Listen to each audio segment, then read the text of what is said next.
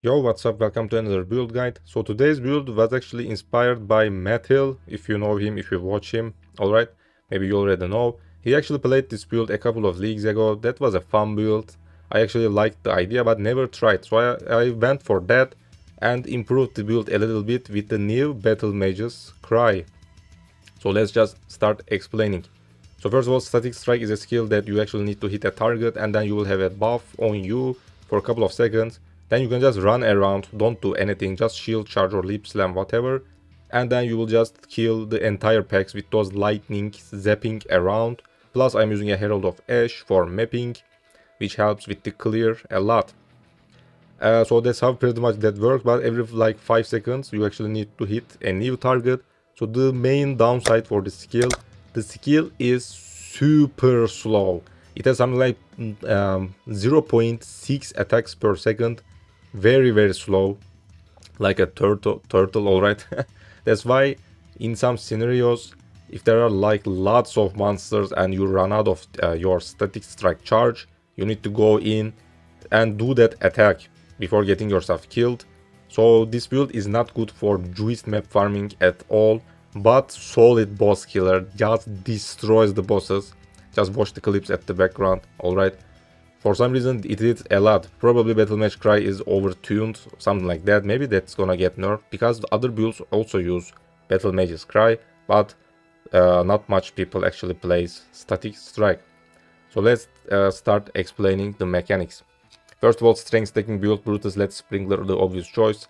Fire damage to attacks with his weapon per 10 strength, so you want to stack strength for good fire damage. Red Blade Banner Shield. Warcries have infinite power and cooldown recovery rate. So the Warcry we are using is Battlemage Cry, the new Warcry that is added in 3.15. So let's explain that. So once you press your Battlemage Cry, you will notice a buff on the upper corner of your screen that lasts for a good amount of time actually, and you can also use increased duration support to even increase the duration more, so that works. Buff grants crit strike chance per 5 power, blah blah blah.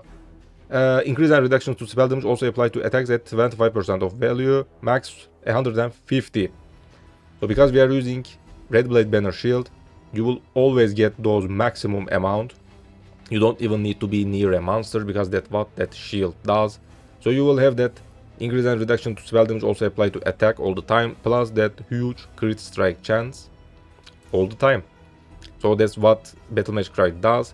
So you just want to use static strike on a pack, also pop Battlemage Cry, so that lasts a good amount of time. Then just leap slam around, whatever your mobility skill is, run around, kill the monsters. So once you hit a new pack, also use that Battlemage Cry, don't forget that. And bam bam bam, just run around. Very easy to kill also bosses, because you just move around. It's like a mini walking simulator build. But you sometimes obviously need to press Warcry and Static Strike. So rest of the gear, we want to also scale Battlemage Cry's buff effect from Talent Tree and Helmet enchant, so that's what you can do. A helmet with Battlemage Cry buff effect. Also you need gain accuracy rating equal to your strength, that is on a Warlord base, so you want to use Warlord Exalt Orb on your helmet if you want to craft this. Or just skip the helm enchant and start playing with a lower budget, because this build is actually overall very cheap. I sometimes use the Battle Fate on boss fights, which you actually don't need, but you can just buy that later on. But without that, the build is like 15 Exalt, maybe 20 Exalt at most. Very cheap and gets the job done. And for Battle Fate, you don't even need that in maps, obviously, because that is not that useful in maps these days. So for only boss fights, you can just buy that later on, which will obviously help you to kill bosses faster. The other core pieces, so you can also get even more DPS from strength bonus. Let's just also explain that. Iron Fortress chest piece. Normally strength damage bonus applies 2 melee physical damage per 10 strength, I believe, or maybe even less. Just check the in-game description, because it says once you hover your mouse over strength. So this actually increases that to 3%, even more melee physical damage. But obviously melee physical damage normally doesn't work for us, because this is a fire build. So you also want to use a Repentance Gloves. Iron Will. Strength damage applies to spell damage. So after that we want to convert that with Battlemage Cry, because spell damage applies to attack damage with Battlemage Cry. so that fixes all the issue. So using Iron Fortress plus Repentance Gloves plus Battlemage Cry actually converts all those physical bonus from strength to attack damage. So that's how the conversion, the mechanic works. Other items, Alberon's Warpath, just a budget strength stacking boots.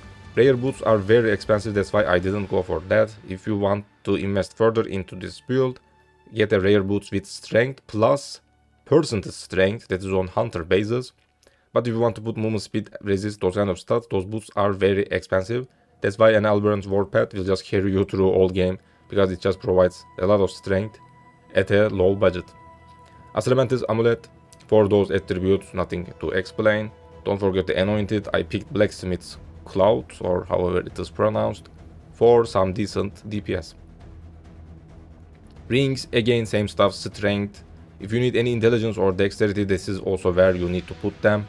This is a good place to put them, let's say, because most of our pieces are unique, so your rings must keep your missing stats, plus resistances, obviously. You don't need non-channel skills and -7. If I see a slot open on any of my builds, I just use it because it sometimes makes things easier. That's why I put that, because you just use a static strike once and just run around. You don't need that mana at all. So even with a low mana pool, you can just play this build easier, because you don't hit all the time. You don't need mana leech, those kind of stuff. This build actually doesn't have mana leech, by the way. I didn't even pick that on talent tree or whatever, because you don't hit that much. You just hit once and run around. So you can just regenerate that mana in that 5 seconds of time. Finally, belt. Again, strength stacking on hunter or elder bases. You can also get attributes, so you can also invest in that. Heavy belts are obviously good because they also provide more strength on the implicit, plus life resistances if you can fit. And even the best is elemental damage with attacks, which my belt actually misses. So that's pretty much it about how this build works and the gear, equipment. I also want to show you a couple of things on the path of building.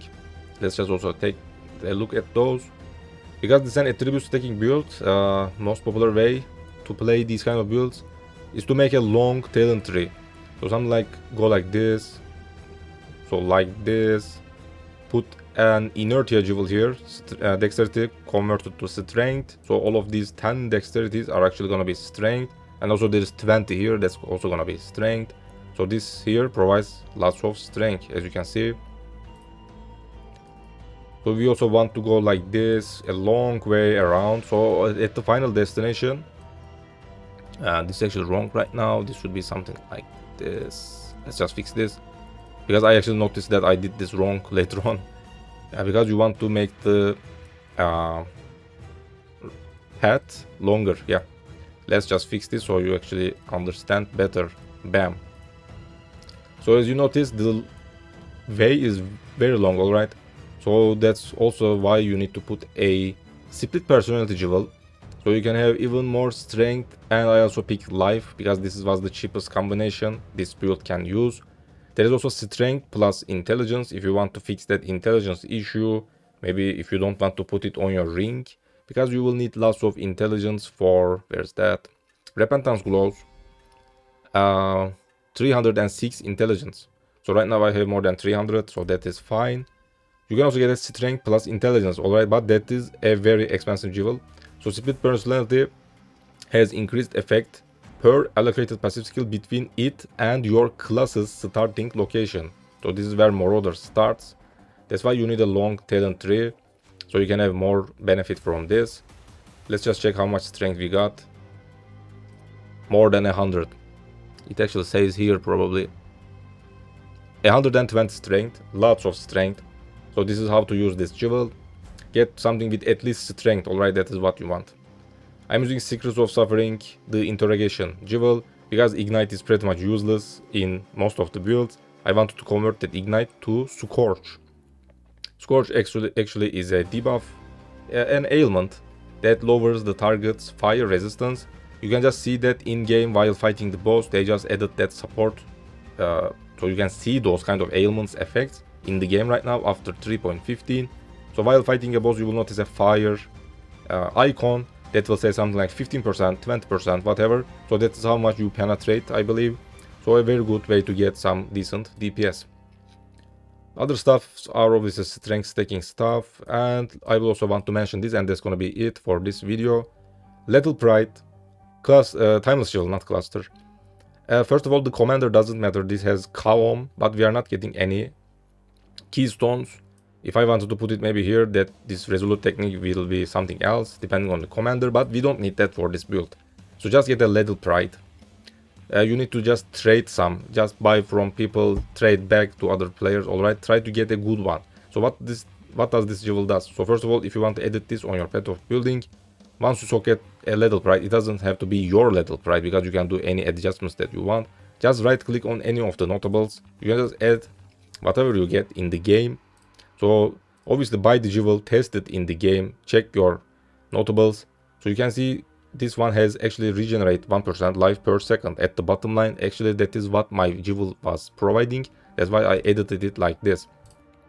So this one had strength 5%, this one also had strength another 5%, and this one had fortify effect, which is not bad. So the main reason I am using this, it provides 10% strength for my build.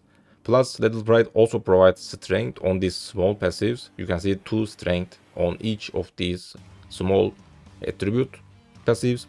So this jewel will provide you another chunk of strength if you also get something with these kind of strength bonuses. So 5% increased strength or plus 20 strength. So let's just check those here. I can just type like this. So you just want to edit like this. So right now this also provides strength, so you just edited it in your own path of building, so you can see your character's real DPS. So that's how you pretty much do that. So just buy these jewels from other players and just sell them back if you don't find anything good, because this is the location that you want to use. You can maybe also use it here, but we only have disemboweling. I'm not sure, there's not much to pick here. You can maybe go like this tireless for additional life, if maybe skip constitution. The tree is dead for some reason.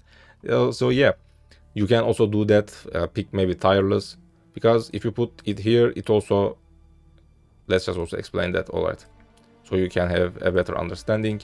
If you put Lethal Pride here, you can see that it has tireless in it, disemboweling, and that's pretty much all the stuff that we use for this build. Maybe here, because it has fire damage, but I'm not really sure, because you will want to spend more points. But maybe you can also put a Lethal Pride here and see if anything good happens in these notables. But probably the best place to put this is here, because we already use lots of these notables, so there are lots of things to look out for. So try to get something with decent strength, and that's pretty much it, because this is the only thing that this jewel provides for this build, only strength. So go big, try to get maybe even more strength than I do, because my gear was actually cheap, less than maybe 15 or 20 Exile without Battle Fate. And that's it. Thanks for watching, don't forget to subscribe and like. Also you can join my Discord, obviously we chat all the time, and I will see you later. Surprise, motherfucker!